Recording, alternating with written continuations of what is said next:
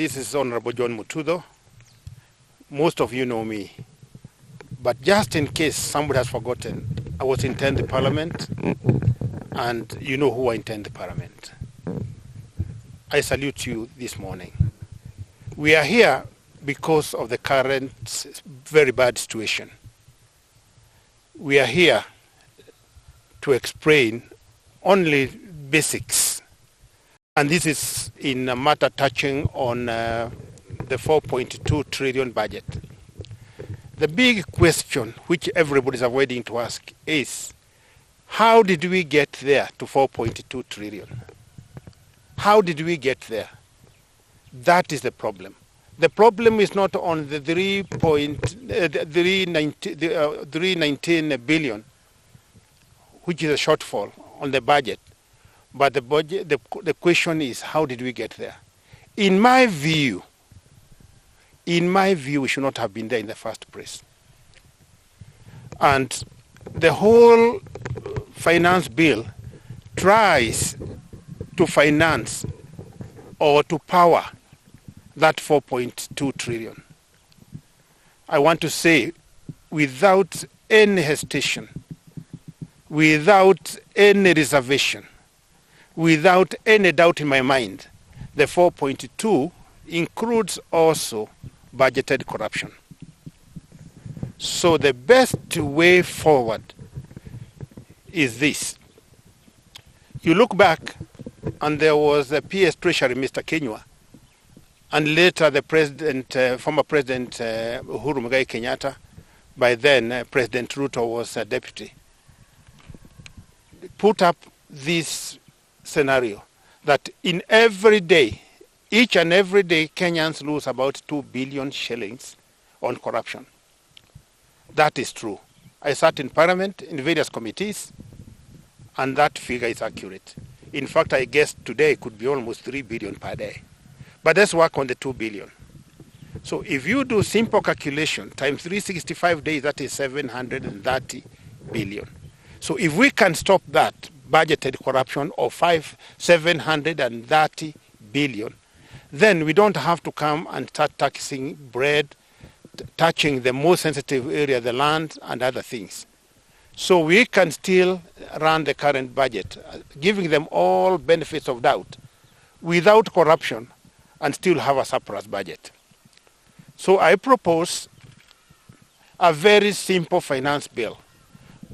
Very simple and very basic. Anybody, even a class 7 person, can be able to do that one, to calculate that one.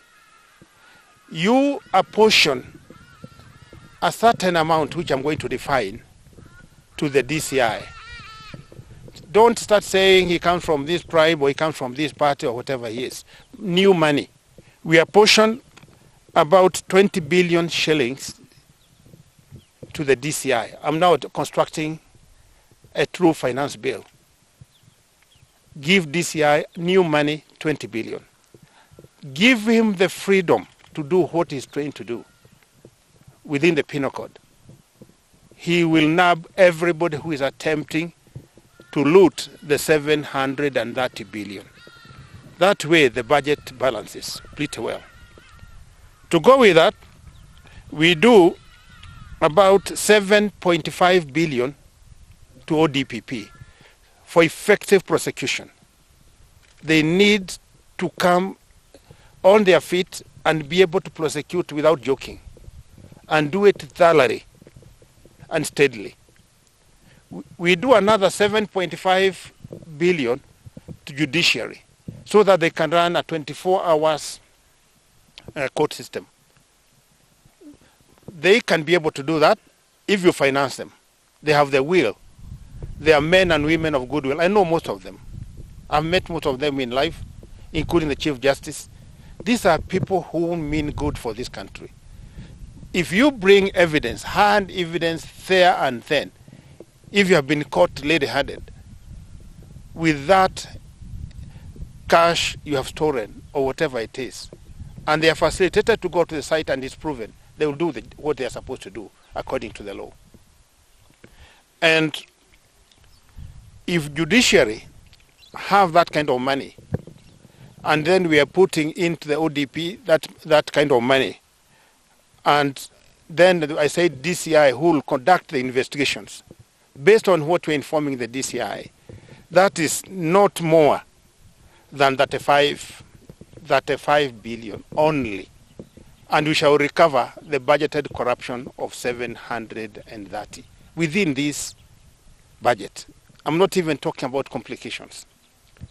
However, we need to appreciate the Gen Z, and they should be rewarded by being allowed, not being given honoraria, but being allowed to form the ombudsman, special ombudsman, so that they are able to collect the reports of those corruption things. They have the data, they are able to monitor, and we allow about 5 billion for them.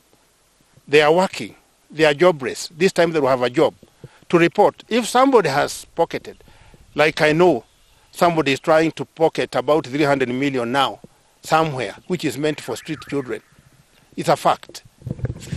Such people should be able to follow, push the DCI, push the courts and everybody.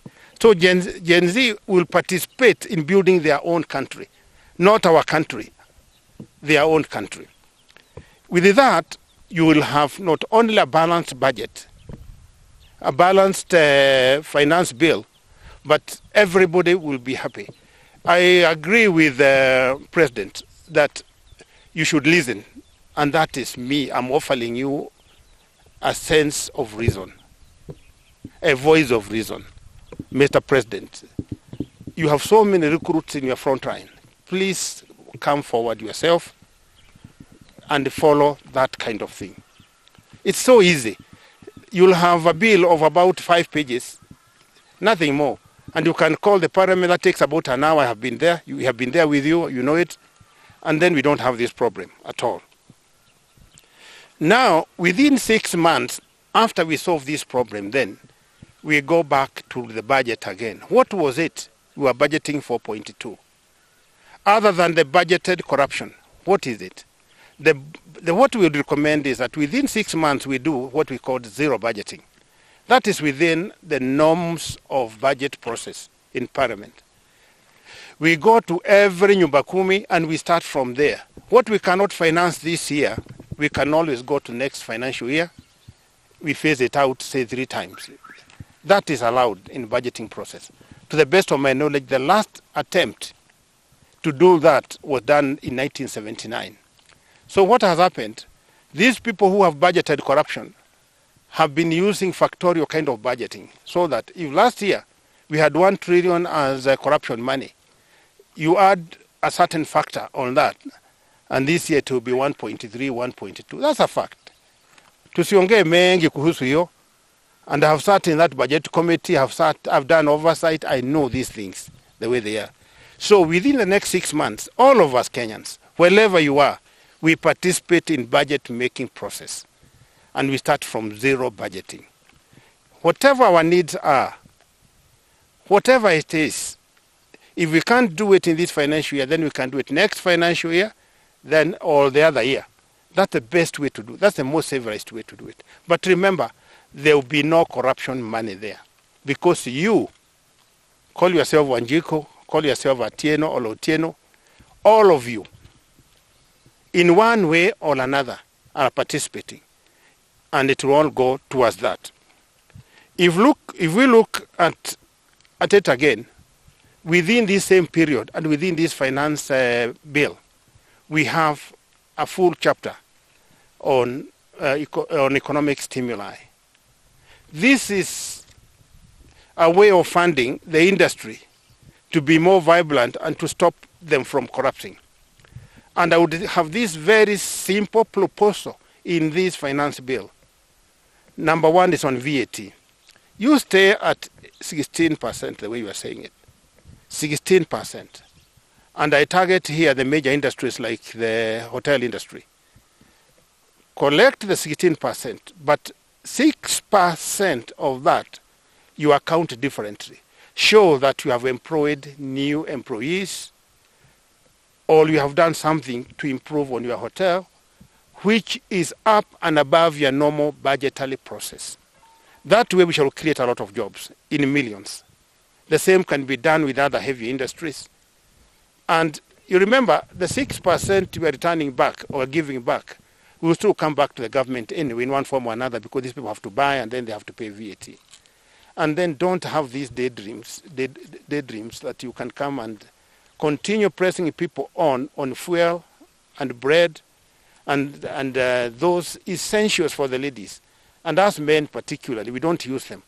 Why don't we just behave and not step on that area? It's a sacred area. Tuache hizo story. Yeah? If you are so broke in your thinking, please go and think sukuma wiki, go and think cassava, but don't go that way. If anything, just have it zero rated. 0, 0, 0, as in zero, so that you can have hygiene. Our ladies are great. They really like their hygiene, and tuache kwenda that line. That one na manywele zao, tuachane na hiyo laini, tuachane na hawa watu. I want to say, if we did that, we will have so many new employees, and most of these companies will be stable. The other one is, if you can recall, one of the most famous budget speeches by Kibaki when he was the Minister for Finance, he put in 17% requirement that everybody who is licensed banker, or today you have SACCOs and other things, those people must allocate 17% to agriculture. Why? Because there are only 4 factors of production in agriculture. You have land, labor, capital, entrepreneurship or management. So to stimulate agriculture, currently, what they are lacking is capital. So by having affordable loans, which is controlled by the state, like that time we were doing it at 2.5% interest, a lot of people will show up and do agriculture. If they do, we'll have good supply of food, and then the working class will spend much less on food and quality food, and more people will be employed. So I propose that the president and his team considers 20%. Anybody who wants to give the loans, whether you are giving in trillions or billions, but 20% should be going towards agriculture. That is doable under this finance bill. Again, I'm saying, I'm taking my thinking, I'm only changing my thinking to only 5 pages of that finance bill, not 1,500 to cheat Kenyans. The other things you should not touch. Don't touch land. If you start overtaxing land, then you are already increasing the production cost in agriculture which you are trying to save. So don't touch. The British were chased from Kenya because of touching on land. Muhindi Aribaki. The Indian did not touch on land, he did business. So if you people in power want to be chased, just touch on matters to do with the land. That is nothing to look for. That's a textbook fact. Usiguze mambo ya mashamba, wachana naye. Let people who can produce. Finally, you have to revive projects that are viable. Garana failed because of the corruption budget. When people saw how much was going to be spent at Garana, about 7-8 billion, they thought they should have made 10 billion themselves. People who had proposed, like John Mututho, were never allowed to go near Garana because it is a holy place.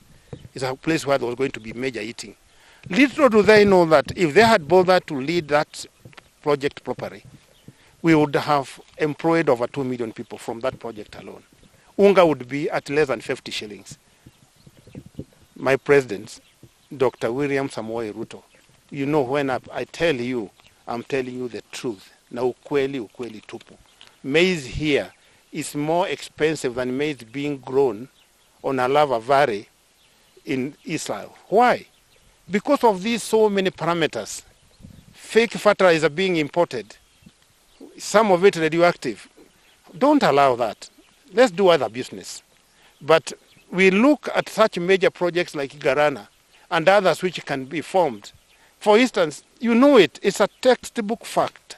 And I've spent 21 years in school and university, in 4 universities. I can tell you, Turkana County can produce more food. I repeat, Turkana County can produce more food than Egypt. A fact. And that is a textbook fact. I'll tell you more. Kiambu can be bigger than the Rwanda economy they boast about. Kiambu has the foundation to do better than Rwanda. So why are we killing ourselves? Now that Gen Z have woken up, let us now give them a chance to come and supervise us, the old timers, to come and make sure that we do the right thing. And nobody should attempt to kill those children. They are making you come from your nyamachoma. They are making you come from your slumber. They are coming to fichua you. Please don't look at them. Don't fight with them again.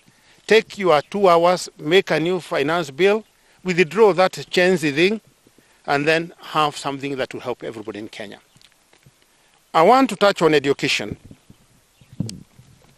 Really, you look at it and you see it every day. 2 very bad things are happening in Kenya. Look at the number of kids who are in secondary schools and primary schools. I guess over 10 million. Look at them. They have hope. But why are you allowing them to carry 40 kgs of textbooks that have an expiry date? Why, in the name of God Almighty, why are you doing it? Which school did you attend? Because the books written by Carrie Francis then are still valid, only that now this time they have been digitized. Why are these books, which have even some errors, being used and people being forced to take those books through their throat? Stop it. This CBC is weird system. If it is what is making people spoil the backs of their children, stop it. Instead, I propose digital competence curriculum. Digital competence curriculum. I'm the founder chairman of Computer for Schools Kenya, and that organization has applied over 500 million computers up until now. They have trained most of you, so I know what I'm talking about. What we need urgently is digital competence curriculum. Again, I come to Gen Z, wapatiwe hiyo kazi. Let them do the consortium, hawataimba kitu. They do a curriculum that works, because I would like to see a situation where in about 12 months, nobody is calling textbooks or exercise books. We are all digital. We are all digital. And this is something you can't stop.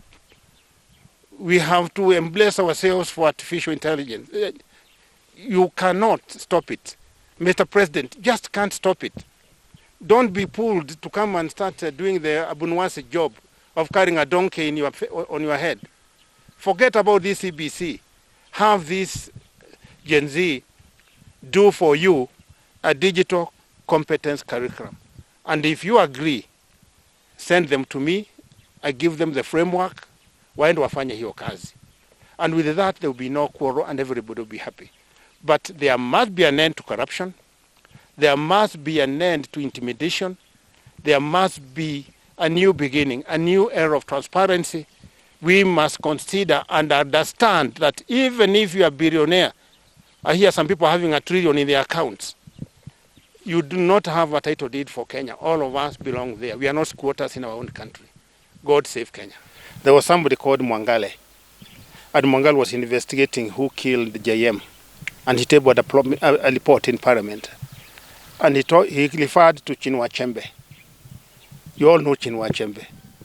And in that book by Chinua Achebe, he says there is a hyena which met a very big boulder, big stone in the forest, and started talking and said this, and I quote, "You, the boulder or the stone, I know you cannot talk, but I know you hear. So I'll continue talking. I'll continue talking. I'm still talking. I'm talking to a stone. I will talk. I have talked. I've spoken. Reject finance bill." Simple, clear.